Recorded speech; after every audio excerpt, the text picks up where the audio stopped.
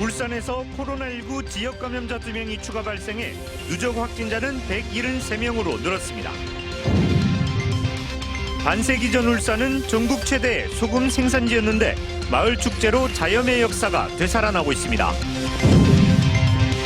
어린이집 아동학대가 잇따르면서 우리 아이도 학대를 당하고 있는 건 아닌지 부모들의 걱정도 이만저만이 아닙니다. 부모들은 어떻게 해야 하는지 알아봤습니다. 코로나19 감염 우려로 헌혈이 크게 줄었습니다. 적정 보유량인 닷새치를 밑도는 날이 많아 혈액 수급량 확보에 비상이 걸렸습니다. 시청자 여러분 안녕하십니까? 울산 뉴스의 시작, UBC 모닝와이드입니다. 울산 지역은 오늘 북서쪽에서 유입된 찬 공기의 영향으로 아침 기온이 3.4도까지 떨어졌습니다. 낮 최고 기온도 13도에 그치겠고 바람도 약간 강하게 불어 체감온도는 더욱 낮아 춥겠습니다. 내일도 3도에서 13도의 평년보다 낮은 기온 분포를 보이겠습니다. 울산기상대는 오늘 밤까지 너울에 의한 높은 물결이 갯바위나 방파제를 넘는 곳이 있겠다며 해안가 안전사고에 각별히 유의할 것을 당부했습니다. 반세기 전까지만 해도 울산은 우리나라 최대 소금 생산지였습니다. 지금은 산업화로 염전이 모두 사라졌지만 전통 소금인 자염 생산 문화를 되살리기 위한 행사가 열렸습니다. 배윤주 기자입니다. 소금 가마에 정제된 소금물을 붓고 땔감을 넣어 불을 지핍니다. 거품을 걷어내며 한참 끓이면 어느새 하얀 소금 결정체가 만들어집니다. 바닷물을 끓여서 소금을 만드는 전통 방식의 자염 생산 과정입니다. 울산은 1960년대까지 우리나라 최대의 소금 생산지였습니다. 태화강 하구 삼산연점과 돛질산 아래 돛질염전, 현대자동차와 명촌 일대 명촌염전과 울주군 외환광 일대 마체염전이 울산의 4대 염전으로 불렸습니다. 산업화의 쓰나미에 밀려나 사라지고 이젠 터만 남은 마체염전을 기억하기 위해 청양읍 덕신리 화창마을 주민들이 모였습니다. 마을의 마지막 염분은 자염을 만드는 고된 과정을 회상하며 자부심을 드러냅니다. 조를 가지고 자름 타고 번데질을 하고 그걸 반복 한 4월까지 합니다. 덜 짜면서 뒷맛이 달달지근한 것이 특징이었습니다. 이 밖에도 주민들은 소금길 퍼레이드와 마체소금 기원제 등 자염을 알리기 위한 노력을 이어오고 있습니다. 그 염전을 우리 그 화창마을에서 재현 행사를 하고 그걸 통해서 마을 공동체 형성을 하여 주민들이 화합하고 소통하고 행복하게 사는 그 목적으로 우리 행사를 기획하게 됐습니다. 주민들이 만든 축제로 울산 전통소금 자염의 역사가 되살아나고 있습니다. UBC 뉴스 배윤주입니다.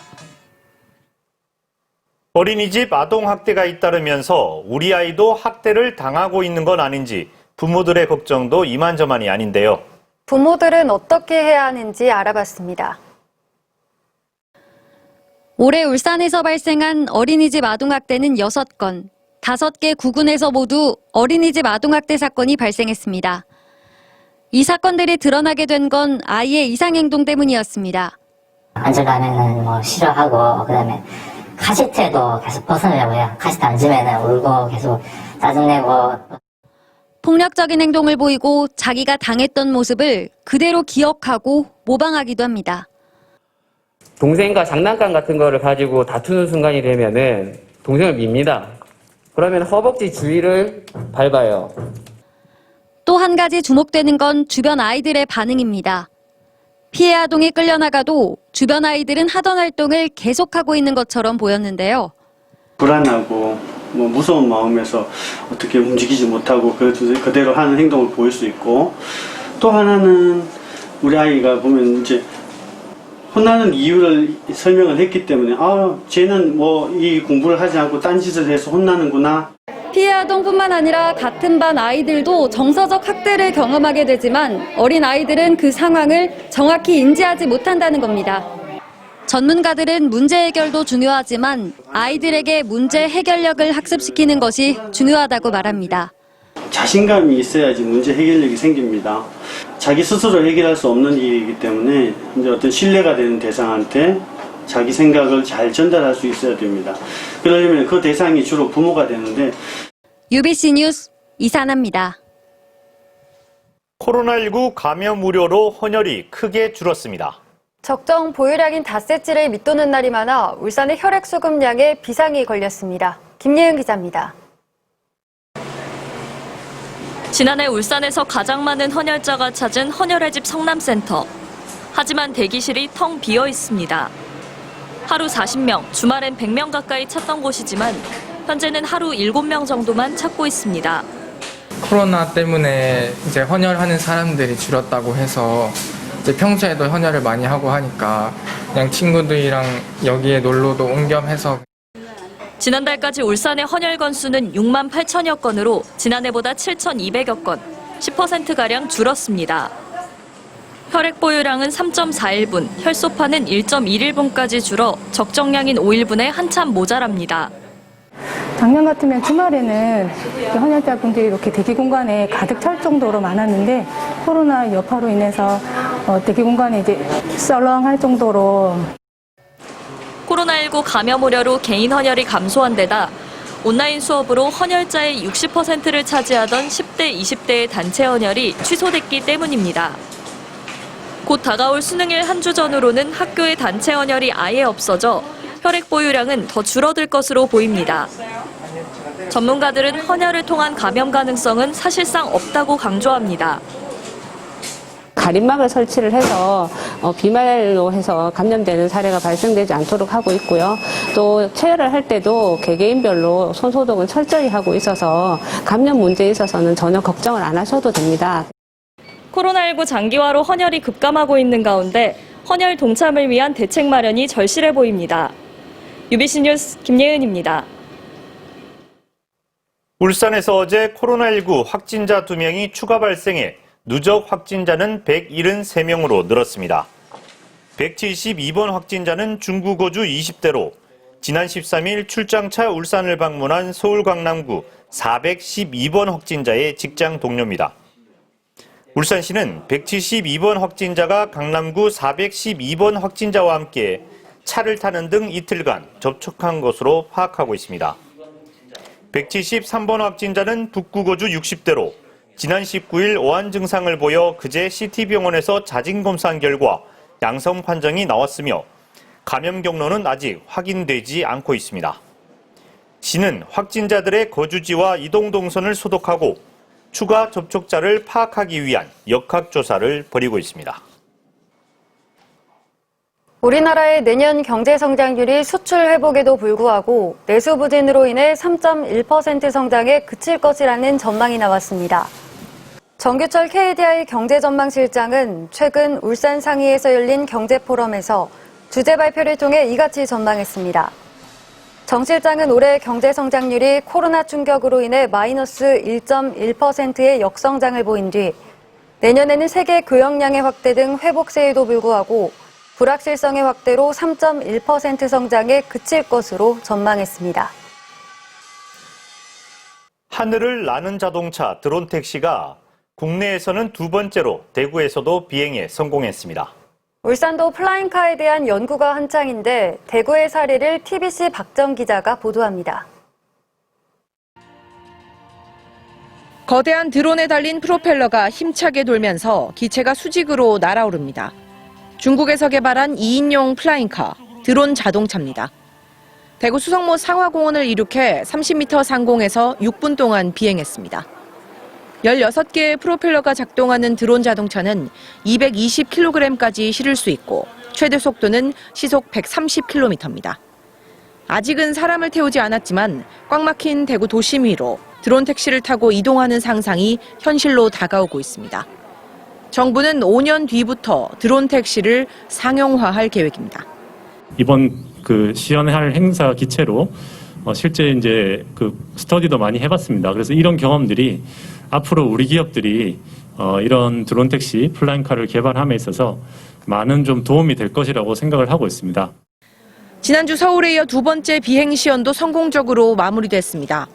대구시와 수성구는 드론 택시가 뜨고 내릴 수 있는 이착륙 정거장을 유치하고 핵심 산업으로 드론 자동차 인프라를 확충할 방침입니다.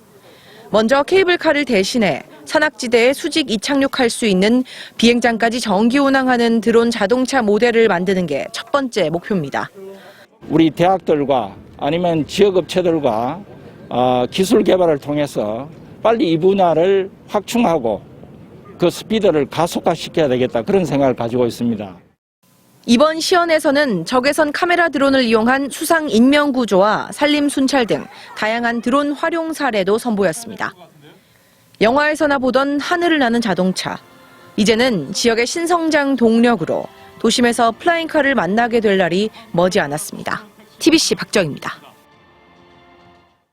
지난 13일 정부의 규제 자유특구로 지정된 울산 이산화탄소 자원화 사업에 17개 기업체와 기관이 참여합니다. 이 가운데 5개 업체는 이산화탄소 자원화 실증 사업을 위해 연구소를 구축하는 스타트업 기업이며 2개 업체는 울산에 지사와 공장을 조성할 계획입니다.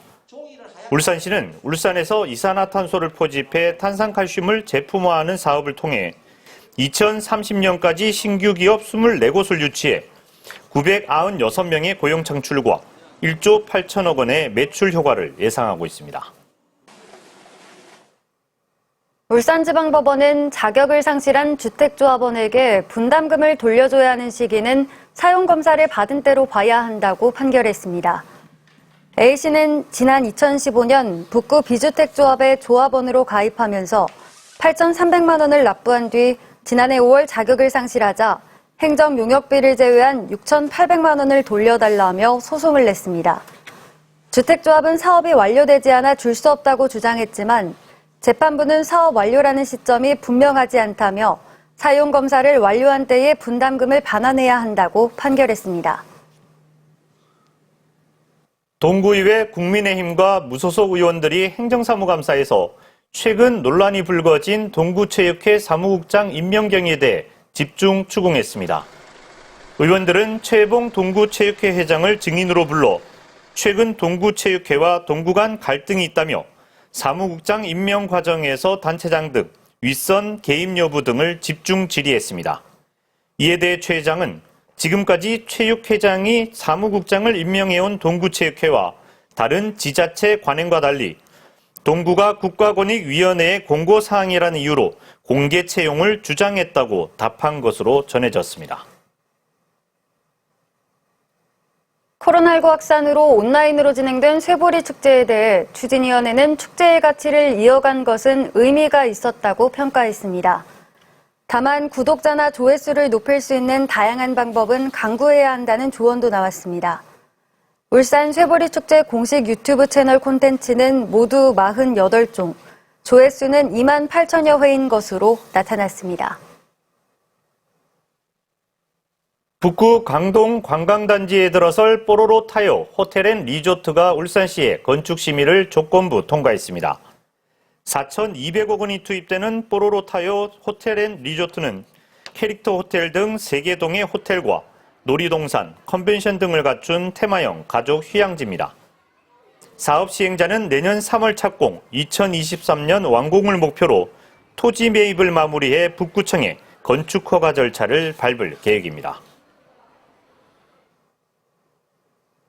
울산 북부경찰서는 보이스피싱을 예방하는 데 기여한 최 모 씨에게 감사장을 전달했습니다. 최 씨는 지난 12일 오후 북구 명촌동의 한 음식점에서 은행 직원을 찾으며 현금 1,200만 원을 건네려는 피해자의 행동을 이상하게 여겨 112에 신고하고 피의자가 도주에 이용한 차량 번호를 경찰에 제공해 피의자 검거와 범죄 예방에 기여했습니다.